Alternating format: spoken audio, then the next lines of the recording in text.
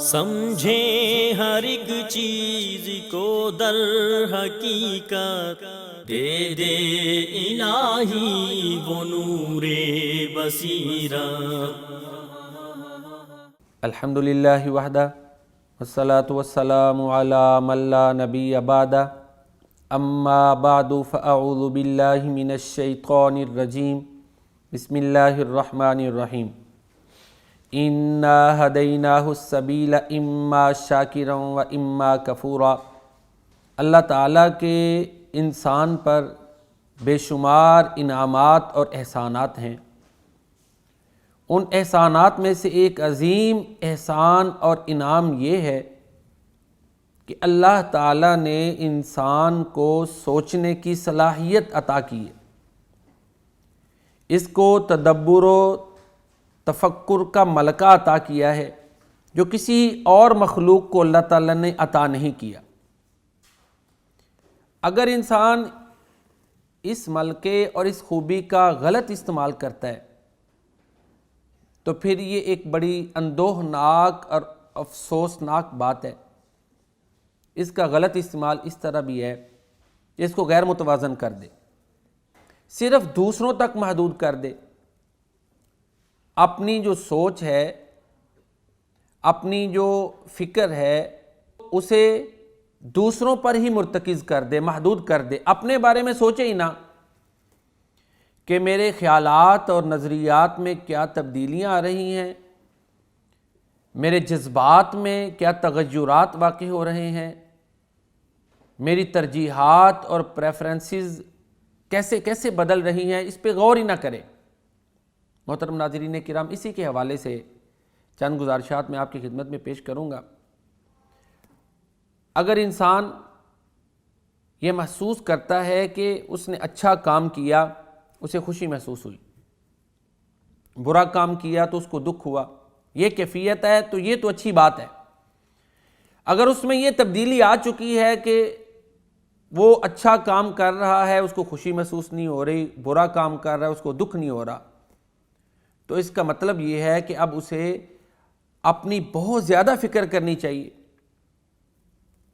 کیونکہ بندہ مومن کی یہ ایک علامت اور یہ وصف ہے کہ جب وہ اچھائی کرتا ہے تو اس کو خوشی محسوس ہوتی ہے، سکون حاصل ہوتا ہے، اور اگر اس سے کوئی غلطی، گناہ اور ظلم ہو جاتا ہے تو اس پہ وہ افسوس کرتا ہے، دکھ کا اظہار کرتا ہے۔ اسی طرح ایک اور چیز، الاسم ما حاک فی صدرک وکرہت ان یطلع علیہ الناس، پیارے نبی کریم صلی اللہ علیہ وسلم نے فرمایا کہ گناہ وہ ہے جو تیرے سینے میں کھٹ گئے اور تو اس بات کو ناپسند کرے کہ لوگ اس پہ مطلع ہوں، گناہ کرتا جائے اور سینے میں ایک قسم کی بے چینی یا خوف یا صدمہ پیدا ہی نہ ہو، بلکہ اسی طرح جیسے وہ ہے ویسے ہی اگر وہ زندگی گزار رہا ہے، تو اس کا مطلب یہ ہے کہ انسان کو اپنے اندر بہتری لانے کی ضرورت ہے۔ اپنے احتساب کے ساتھ اسے اپنے اندر ایک مثبت تبدیلی لانے کی ضرورت ہے۔ یہ کیفیت اس کے لیے پریشان کن ہے۔ اسی طرح کئی ایسے واقعات دیکھتا ہے جو اس کو جھنجھوڑ کے رکھ دیں، لیکن اس کے باوجود وہ اللہ کی طرف مائل نہیں ہوتا۔ بڑے حادثوں کو دیکھتا ہے،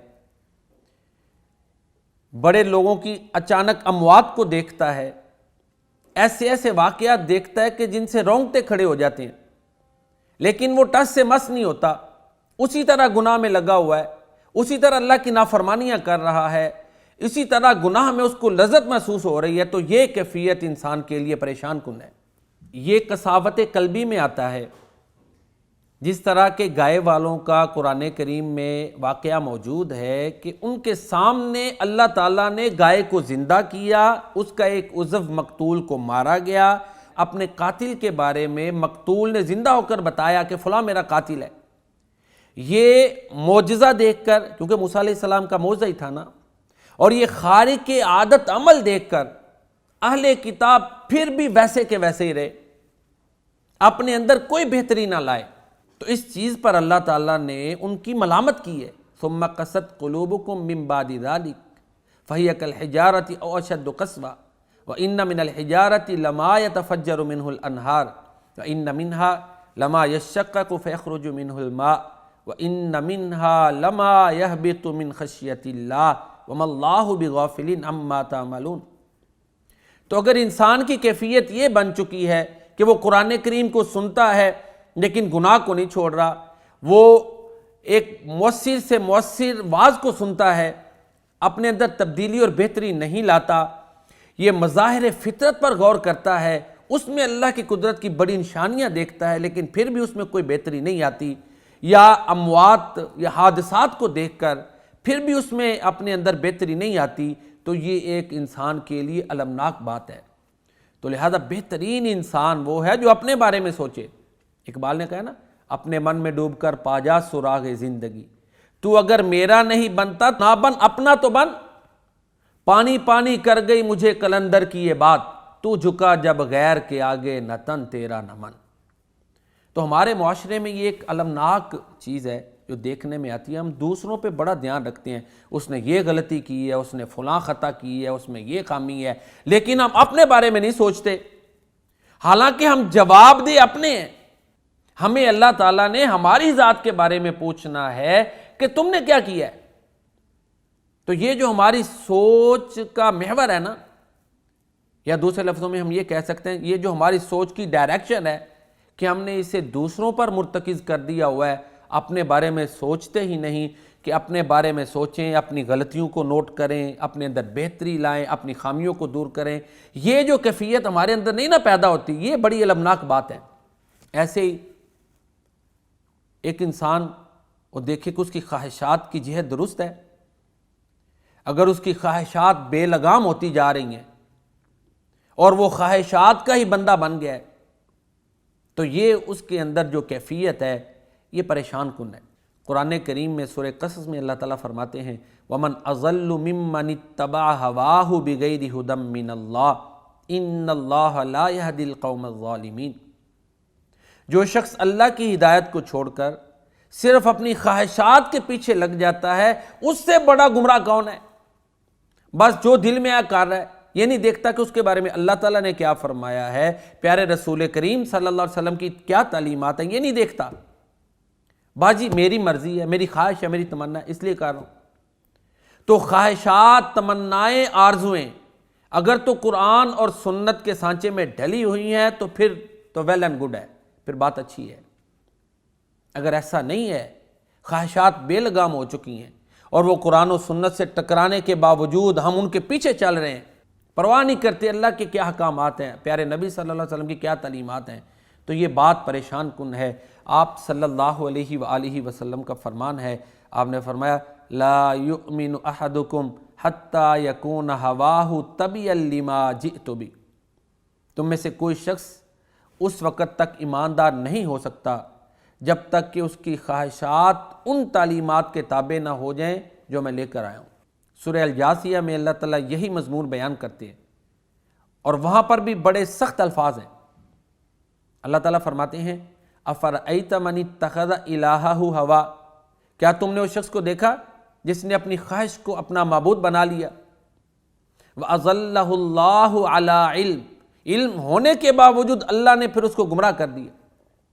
وَخَتَمَ عَلَىٰ سَمْعِهِ وَقَلْبِهِ، اس کے کانوں اور اس کے دل کے اوپر مہر لگا دی۔ وَجَعَلَ عَلَىٰ بَصَرِهِ غِشَاوَةً، اس کی آنکھوں پہ اللہ تعالیٰ نے پردہ ڈال دیا ہے۔ پھر اللہ فرماتے ہیں فَمَن يَهْدِيهِ مِن بَعْدِ اللَّهِ، اب اللہ کے بعد اس کو کون ہدایت دے سکتا ہے؟ جب اللہ نے اس کے کانوں پہ، اس کے دل پہ مہر لگا دی ہے، اس کی آنکھوں پہ پردہ ڈال دیا ہے، تو کوئی ہے ایسی طاقت اب اس کو ہدایت دے دے؟ اس کا جرم کیا تھا جس کی یہ سزا ملی؟ جرم یہ تھا کہ وہ خواہشات کا غلام بن گیا۔ تو خواہشات کی غلامی ناپسندیدہ ترین عمل ہے۔ تو مجھے اور آپ کو، محترم ناظرین کرام، مجھے اور آپ کو یہ سوچتے رہنا چاہیے کہ ہماری خواہشات کیسی ہیں، اور پھر ان کو قرآن و سنت کے سانچے پہ پیش کریں، ڈھالیں، اس پہ پرکھیں، قرآن و سنت کی کسوٹی پہ ان کو پرکھیں۔ اگر تو اس کے مطابق ہیں تو پھر ٹھیک ہے، اگر اس کے مطابق نہیں ہے تو پھر خواہشات میں تبدیلی لانے کی ضرورت ہے، ترجیحات کو بدلنے کی ضرورت ہے۔ اسی طرح بعض دفعہ انسان اپنے ذہن سے کچھ نظریات بنا لیتا ہے، اس سے اس کو نیکی کی توفیق نہیں ملتی، اپنی طرف سے ایک سوچ بنا لیتا ہے، اور وہ سوچ کیوں بنتی ہے کہ وہ قرآن اور سنت سے دور ہوتا ہے۔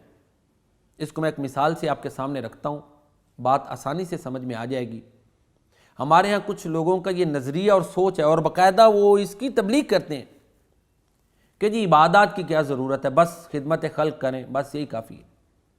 حقوق العباد پہ توجہ دیں، بندوں کے حقوق ادا کریں، ان کی خدمت کریں، یہ نماز، یہ روزہ، یہ حج، یہ دوسری عبادات، ان کی کوئی ضرورت نہیں ہے۔ یہ باقاعدہ ایک نظریہ بن گیا ہوا ہے۔ تو جس کا یہ نظریہ بن گیا، دیکھیں نا وہ کتنی بڑی نیکیوں سے محروم ہو گیا، نماز سے محروم ہو گیا، روزے سے ہو گیا، حج اور اسی طرح دوسری عبادات سے محروم ہو گیا، ذکر الہی ہے۔ تو یہ سوچ قرآن اور سنت سے دوری کی وجہ سے ہے۔ تو بعض دفعہ انسان میں کوئی نظریہ جنم لے لیتا ہے جو کہ غلط ہوتا ہے، اس کے نتائج بھیانک ہوتے ہیں۔ اب توجہ کریں نا کہ 1,24,000 انبیاء کرام، تقریباً 1,24,000 انبیاء کرام جو اللہ تعالیٰ نے بھیجے، ان سب کی سب سے پہلی ذمہ داری کیا تھی کہ لا الہ الا اللہ کی دعوت دیں۔ حقوق اللہ میں سے ہے نا، سب سے پہلا حق ہے۔ تو اب ایک بندے کی سوچ ایسے بن جائے کہ نہیں جی اللہ کے حقوق کی ادائیگی کی تو ضرورت نہیں ہے، بس بندوں کے حقوق ادا کریں، اور دلیل یہ بنائے کہ فلاں نمازی بندہ ہے وہ حق ادا نہیں کرتا، فلاں بھائی اس کی یہ کمی اور کوتاہی ہے۔ اب اس سے یہ نتیجہ اخذ کرنا کہ نماز پڑھنی ضروری نہیں ہے، غلط ہے۔ ساری گفتگو کا خلاصہ یہ ہے کہ اپنے جو ہم نظریات بناتے ہیں نا، یہ بھی ہمارے اندر تبدیلی ہوتی ہے۔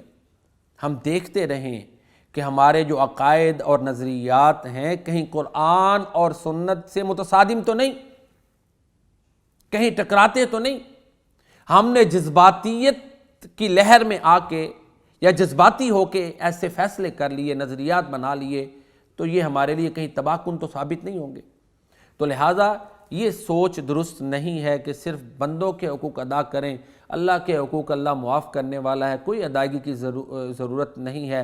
اگر ایسا ہوتا تو اللہ تعالیٰ انبیاء کی سب سے پہلے یہ ڈیوٹی لگاتا کہ تم نے ان کو یہ سکھانا ہے کہ بندوں کے حقوق بس ادا کریں، میرے حقوق کی خیر ہے۔ سب نبیوں کی اولین دعوت یہی تھی کہ لا الہ الا اللہ، اللہ کے علاوہ کوئی معبود نہیں ہے۔ ایسے ہی اگر ایک شخص اس کے اندر یہ منفی تبدیلی آ جاتی ہے کہ اس کو لغویات میں سکون اور لذت محسوس ہوتی ہے، قرآن، دینی محافل، ان سے وہ الرجک ہوتا ہے، قرآن کریم سننے کو دل نہیں کرتا، دینی محافل سے وہ بھاگتا ہے، عبادت کا جو ہے نا اس کو کوئی شوق ولولہ نہیں رہتا، عبادت کو بوجھ سمجھتا ہے، فضولیات اور لغویات میں اس کا دل لگتا ہے، اس کو سکون ملتا ہے۔ تو یہ اگر کیفیت ہے نا، خود بندہ سوچے نا کہ میری کیا کیفیت ہے، تو یہ کیفیت بدلنے کی ضرورت ہے، کیونکہ بندہ مومن کا یہ وصف ہے کہ وہ لغویات سے اجتناب کرتا ہے۔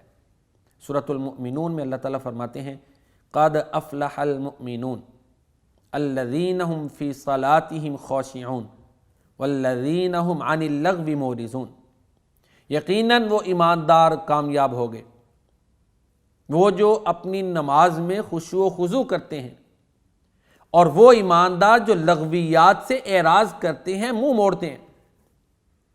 بڑی معذرت سے ایک بات عرض کرتا ہوں کہ ہمارے ہاں باقاعدہ آرٹ کے نام پر لغویات کو پروان چڑھایا جاتا ہے، آرٹ کا نام دیا جاتا ہے، جبکہ پیارے نبی کریم صلی اللہ علیہ وآلہ وسلم کا ایک فرمان ہے، اس کو ذہن میں رکھیں، پھر دیکھیں یہ آرٹ کی یہ کیفیت درست ہے کہ نہیں، آرٹ کی یہ حالت، یہ قسم صحیح ہے کہ نہیں۔ اللہ کے نبی صلی اللہ علیہ وسلم نے فرمایا اس آدمی کے لیے ہلاکت ہے جو اس لیے جھوٹ بولتا ہے تاکہ لوگوں کو ہنسائے، لوگوں کو ہنسانے کے لیے جو جھوٹ بولتا ہے، لوگ تو ہنسیں گے، لیکن اس کی اپنی یہ حالت ہے کہ آپ فرماتے ہیں اس کے لیے ہلاکت ہے۔ تو آج کل اب دیکھ لیں ہمارے کلچر میں یہ چیز عام ہے، بلکہ یہ آرٹ اور فن ہے۔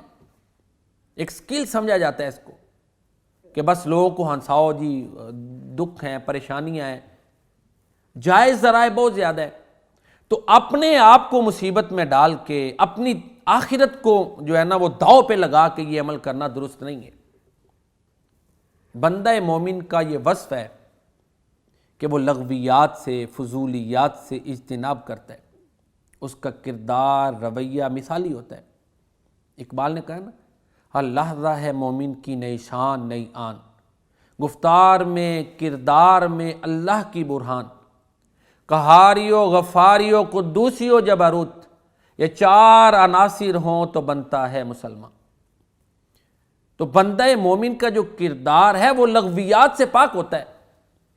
اللہ کے نبی صلی اللہ علیہ وآلہ وسلم کا فرمان ہے، آپ نے فرمایا من حسن اسلام المرء ترکہ ما لا یعنی، انسان کے اسلام کی خوبصورتی میں سے یہ بات ہے کہ وہ لا یعنی چیز کو چھوڑ دے، فضول لغو باتوں سے اجتناب کرے۔ محترم ناظرین، جو میں آپ کے سامنے عرض کر رہا ہوں، پھر میں اس کا خلاصہ آپ کے سامنے رکھتا ہوں کہ مجھے اور آپ کو یہ ضرورت ہے کہ ہم دوسروں کی بجائے اپنے آپ پہ فوکس کریں، ہم دوسروں پر کریٹیکل ویو رکھنے کی بجائے اپنا کریٹیکل انالیسز کریں، اپنا جو ہے نا احتساب کریں، بہت زیادہ ضرورت ہے۔ جب ہم دوسروں پر ہی توجہ دیتے ہیں، اپنے آپ کو بھول جاتے ہیں، تو اپنی غلطیاں خامیاں تو ہماری ویسے کی ویسے ہی رہتی ہیں، جواب دیں ہم اپنے۔ اسی طرح بعض دفعہ یہ ہوتا ہے کہ لوگوں کے ظاہر رویے انسان کے مزاج کے ہمیشہ مطابق نہیں ہوتے، تو لوگوں کی غلطیوں کی وجہ سے یا لوگوں کے غلط رویے کی وجہ سے انسان میں کڑواہٹ آ جاتی ہے۔ بعض لوگ جو ہوتے ہیں نا وہ انسان بیزار ہو جاتے ہیں، ان کے مزاج میں ترشی آ جاتی ہے، تو یہ ایک ایسی تبدیلی ہے جو اچھی نہیں ہے۔ ہر قسم کے لوگوں سے پالا تو پڑتا ہے نا، تو یہ اگر تبدیلی آ رہی ہے تو یہ درست نہیں ہے کہ لوگوں کے رویوں سے تنگ آ کر انسان میں ترشی پیدا ہو جائے، خوش اخلاقی کے دامن کو چھوڑ دے، تنگ نظری آ جائے، انسانوں سے بیزار ہو جائے، نفرت کا اظہار کرے، تو یہ اگر انسان میں تبدیلی ہے تو درست نہیں۔ پیارے نبی کریم صلی اللہ علیہ وآلہ وسلم کا فرمان ہے، آپ نے فرمایا المسلم الذی یخالط الناس ویصبر علی اذاہم، وہ مسلمان جو لوگوں سے ملتا ہے اور ان کی تکلیف پر صبر کرتا ہے، اس مسلمان سے بہتر ہے جو لوگوں سے نہیں ملتا اور ان کی تکلیفوں کو برداشت نہیں کرتا۔ تو یہ ایک اسلام نے سوچ دی ہے، فکر دی ہے کہ غلطیاں تو ہونی ہیں، کوتاہیاں ہونی ہیں، ہو سکتا ہے کوئی وعدے کو پورا نہ کرے، خود غرضی بھی لوگوں میں پائی جائے، یہ ساری چیزیں ہوں گی، لیکن اس کے نتیجے میں کڑواہٹ کردار میں آ جانا، ترشی آ جانا، یہ درست نہیں ہے۔ صبر یہی ہے نا، اپنے آپ پہ قابو رکھے، کنٹرول رکھے۔ اللہ کے نبی صلی اللہ علیہ وسلم نے فرمایا کہ وہ مسلمان جو لوگوں سے ملتا ہے پھر ان کی ایذاؤں پر، تکلیفوں پر صبر کرتا ہے، وہ بہتر ہے، وہ بہترین مسلمان ہے۔ تو اگر یہ انسان میں سوچ پیدا ہو جاتی ہے، بعض ہوتا ہے نا بڑے بڑے جذباتی نظریات پیدا بنا لیتے ہیں، جو ہے نا اپنی اولاد کے بارے میں، اپنی میاں ہے تو بیوی کے بارے میں، بیوی ہے تو اس نے میاں کے بارے میں بنایا ہوا ہے، کوئی انسان ہے تو اس نے معاشرے پورے کے بارے میں ایک نظریہ بنا لیا ہوتا ہے، پھر اس کے مطابق عمل کرتا ہے، یہ نہیں دیکھتا میرا نظریہ اللہ اور اس کے رسول کی تعلیمات سے ٹکراتا ہے۔ تو بہرحال بہترین مسلمان وہ ہے جو لوگوں کے رویوں سے تنگ آ کر اپنے اندر کڑواہٹ پیدا نہیں کرتا، اپنے اندر ترشی نہیں لاتا، صبر کا دامن نہیں چھوڑتا، استقامت اور ثابت قدمی کو اختیار کرتا ہے۔ بعض دفعہ یہ ہوتا ہے کہ انسان کو اللہ تعالیٰ عروج عطا کرتے ہیں، بے نیازی عطا کرتے ہیں، بلندی عطا کرتے ہیں، تو اس کے نتیجے میں پھر اس میں تبدیلیاں پیدا ہوتی ہیں۔ عاجزی اور انکساری کی بجائے اللہ تعالیٰ کا شکر ادا کرنے کی بجائے تکبر پیدا ہو جاتا ہے۔ تو یہ جو تبدیلی ہے نا انسان میں، تکبر کا پیدا ہو جانا، یہ درست نہیں ہے۔ اگر کسی انسان کو اللہ تعالیٰ نے نعمتوں سے نوازا ہے وہ اللہ تعالیٰ کا شکر ادا کرے. اللہ تعالیٰ نے اس کو لوگوں سے بے نیاز کیا. اگر لوگوں کی ضرورتوں کو اس سے وابستہ کر دیا ہے، اس سے لوگوں کی ضرورتیں پوری ہو رہی ہیں، سائلین اس سے مانگ رہے ہیں، تو وہ اللہ کا شکر ادا کرے کہ اللہ تعالیٰ نے اس کو دینے والوں میں بنایا ہے، نہ کہ اپنے آپ کو بالا تر سمجھنا شروع کر دے، اپنے اندر تکبر پیدا کر لے. اگر یہ تبدیلی آئے گی انسان میں تو یہ درست نہیں ہے. اگر یہ اس میں سوچ ہے کہ یہ میرے رب کی عطا ہے، میں اور زیادہ شکر ادا کروں، لوگوں کے کام آؤں، ان جو مجبور بے بس ہیں ان کی مدد کروں، ان کے ساتھ تعاون کروں اور اس پر اللہ کا شکر ادا کرے، تو یہ انسان اللہ کا ولی ہے. ایسا کردار، ایسا رویہ اللہ اور اللہ کے رسول کو پسند ہے.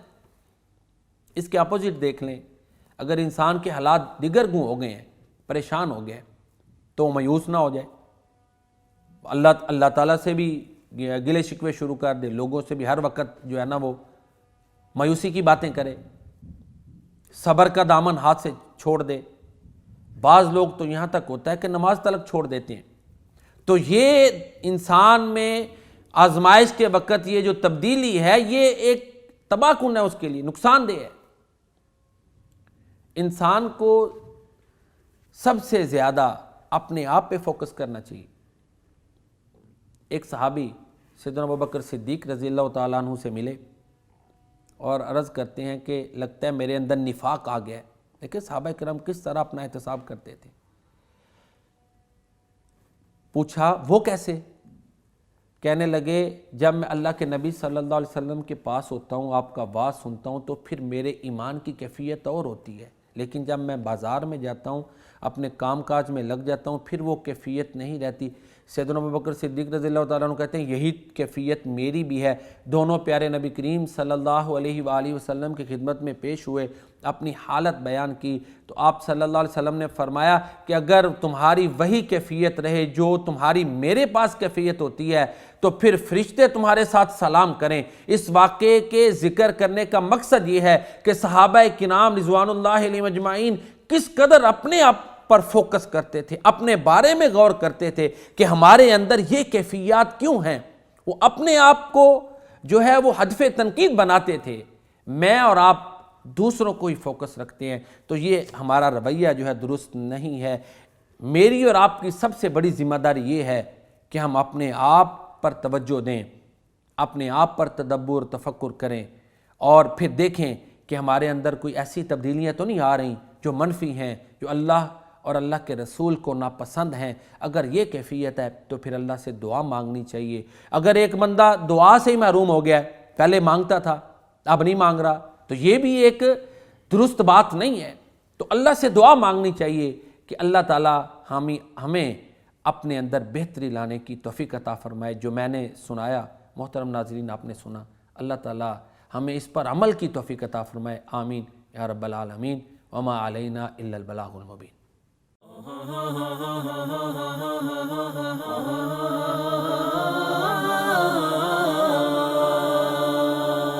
سمجھیں ہر ایک چیز کو در حقیقت، دے دے الہی وہ نور بصیرت.